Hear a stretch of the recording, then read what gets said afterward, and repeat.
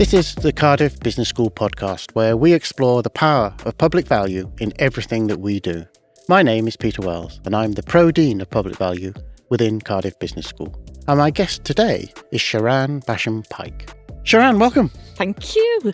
What can we say about Sharanne? Well, you've had a long and varied career. You've got your own consultancy, Shad Consultancy. Yes, that's right. You've also worked big corporate, small businesses. Yes. You've helped the university. You've done so many things. I'm really pleased you came today. Oh, thank you. Well, thank you for the invitation. I've been looking forward to this chat. Yeah, good. So I came across you first in management board meeting. Yes. And you were kind of facilitating.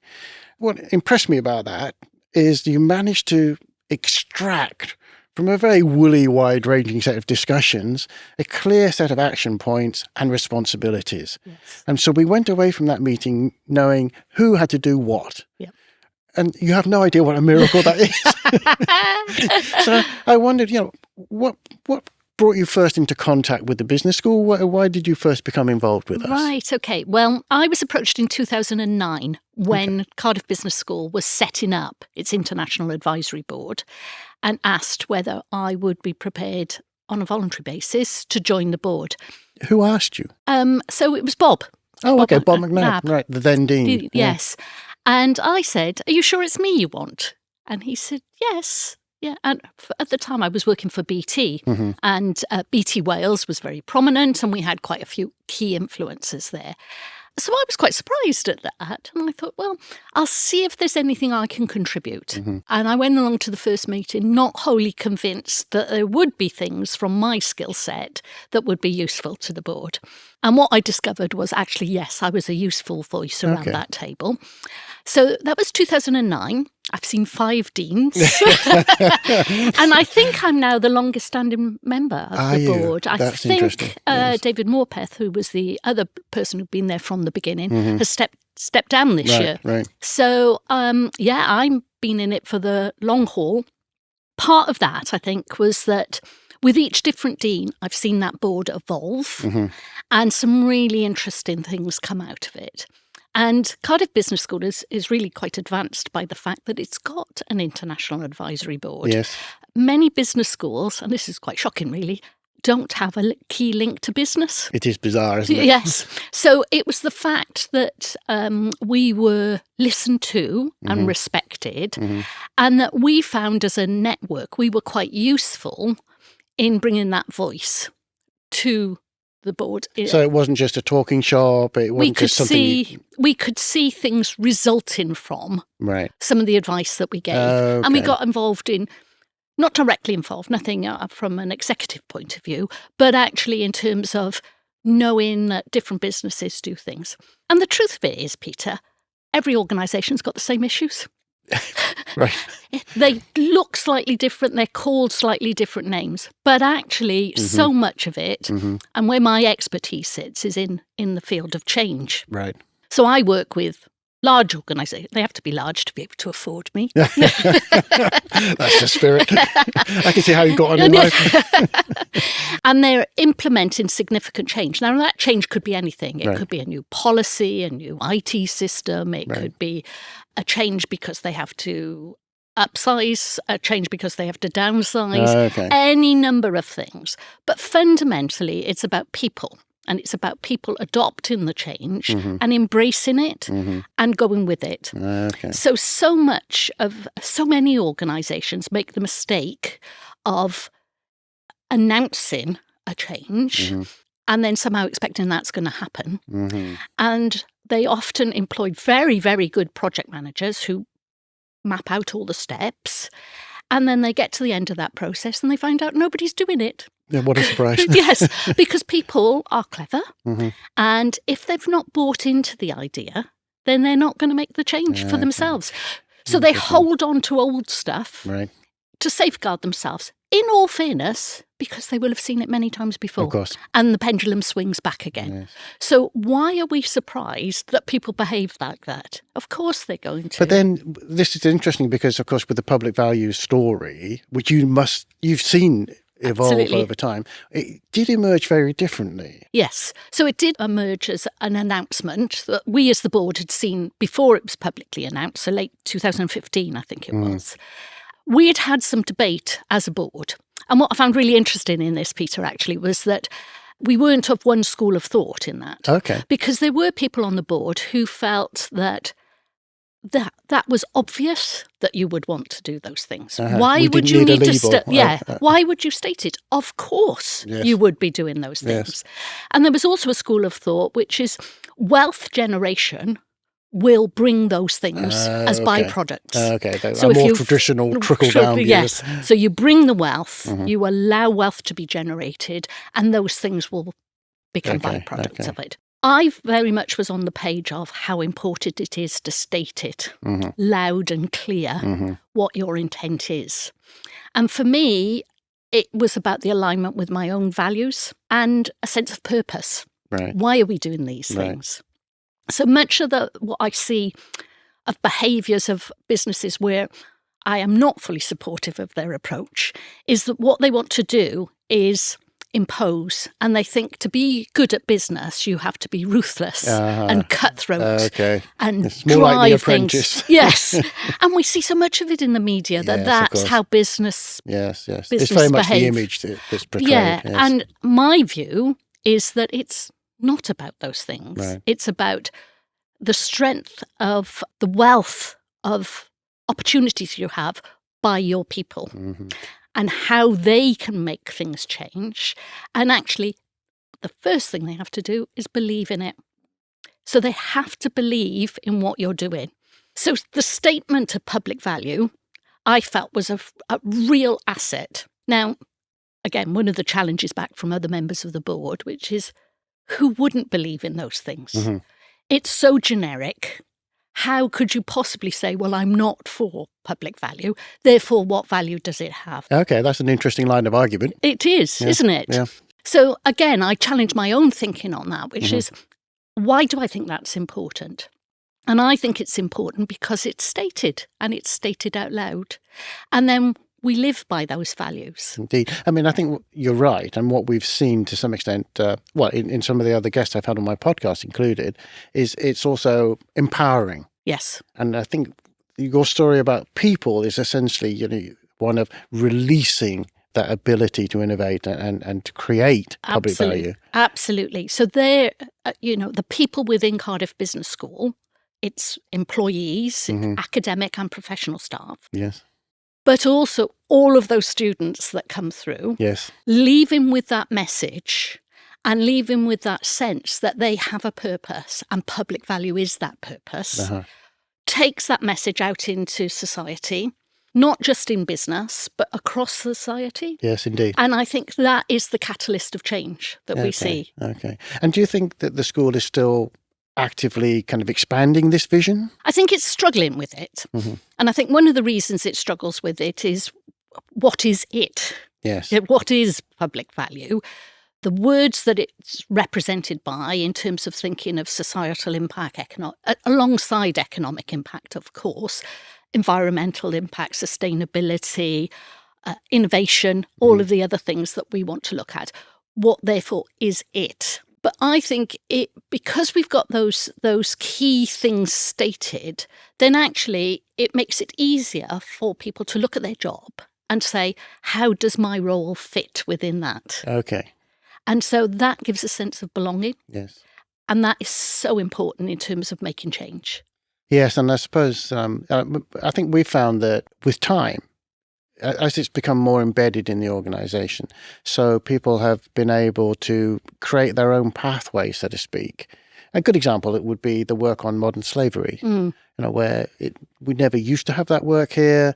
It became something which absolutely resonates with public value. Absolutely. And is relevant to so many organisations outside of the school. Yes. It's a massive problem in Huge. Around the world. Yeah. And so I see that as a plus in a sense. But from an advisory board perspective, how would you continue to kind of generate or support innovation in that sort of sense? Well, I think there's the bits that each individual organisation brings to the party in that, their own experience. Okay. So modern day slavery, organisations talking about what they've put in place to counter that. Similarly, with the living wage, those organisations that are part of the board, how could they not be part of the living wage? Of course. Given that they've had those discussions. So I think the role of the board is to hear and challenge what's being done. And me, from my background, I'm always looking for more, better, faster. How can we achieve those things? But it's also about what have we done and what can we bring as insights into additional things. And I think, again, because public value has been stated, the research that is done has to relate to public value. You can't have something that sits outside of that. That would be terribly uncomfortable. And so it makes those research pieces look at themselves and say, why are we actually doing this? Yes. What value do we add? Yes. How does this fit with something that we want society to be in the future rather than what we're doing now? So again, I think the framework enables your organisation, but us as a board, to offer additional challenge in how we think about things. Yes, that's interesting. I mean, one of the kind of concerns I have at the moment, given what's happening in the United States with Donald Trump, is that, here in Wales, we've been really lucky. We've got a very supportive Future Generations Act. We've got essentially a very supportive business community. But I see that threat coming out of this shift in attitude in the US towards a much more prescriptive vision of what universities are about. Yeah. Do you see that threat emerging here, or is that just me being overly paranoid? No, I do see that threat. And I think what's going on the other side of the pond is deeply disturbing and is challenging all sorts of things.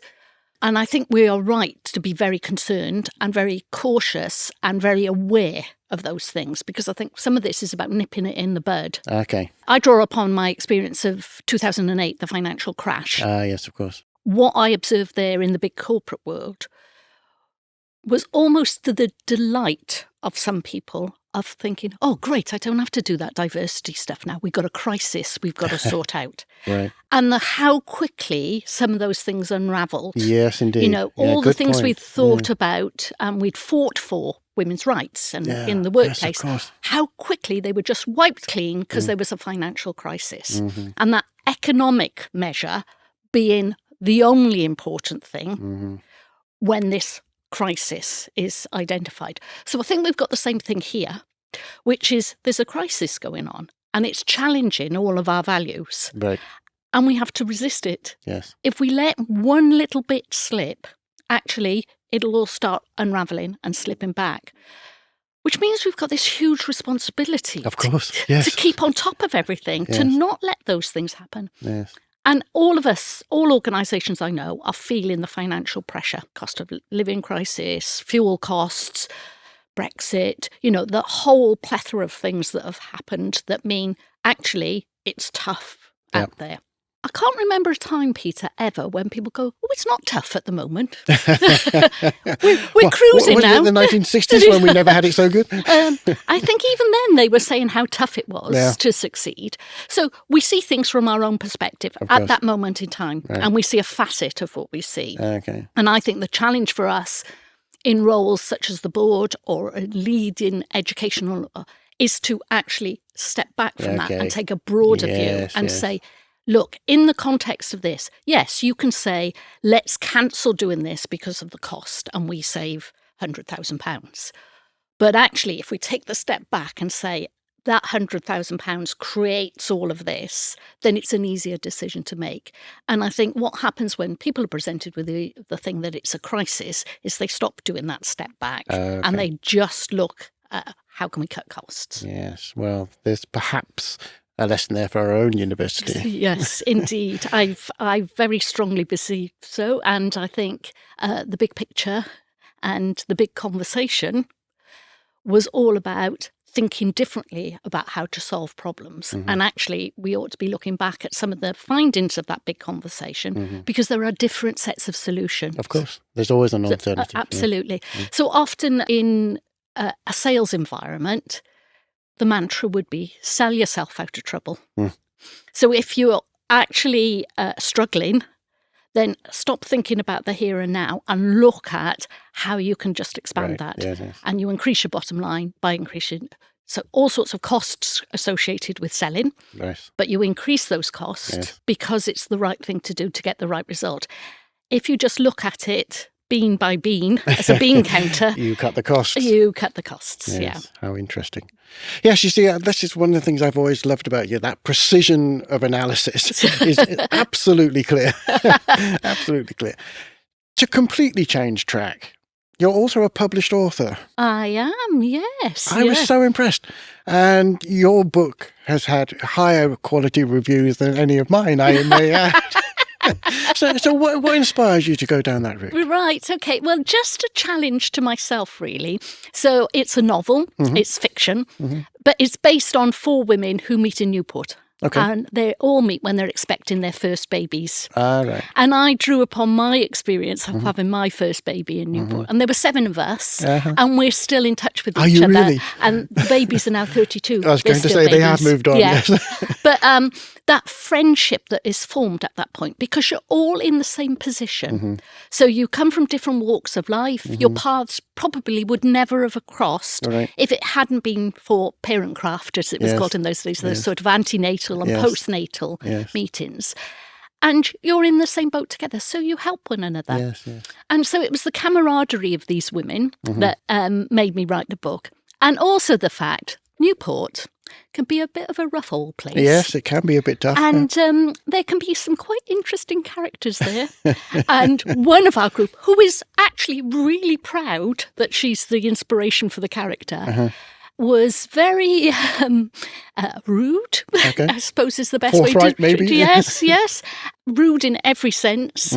And would say it as it is, like a true Newport girl. Okay. And that was very, very amusing. So she was part of the inspiration of the main character. Yeah, it's great because you're celebrating those lives. Absolutely. Yes. And they're funny. Yes. And they're funny stories, and it's a funny way. So, it's called A Slice of Life because, and then women's babies' cakes, because whenever we met, we had cake.